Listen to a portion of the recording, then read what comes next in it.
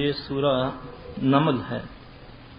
اس میں اللہ پاک ارشاد فرماتے ہیں جب تم قرآن پڑھنے لگو تو میری پناہ میں آ جایا کرو شیطان مردود سے. یہ بڑی قابل غور بات ہے. اب میں تو قرآن پڑھنے لگا ہوں تو پھر قرآن تو ایک بڑی عظمت والی کتاب ہے، تو شیطان مردود کی میں اللہ کی پناہ میں آؤں شیطان مردود سے، یہ سمجھ نہ آنے والی بات ہے. اصل بات یہ ہے کہ اللہ ہی نے شیطان ملعون کو بڑی ہی قوت دی.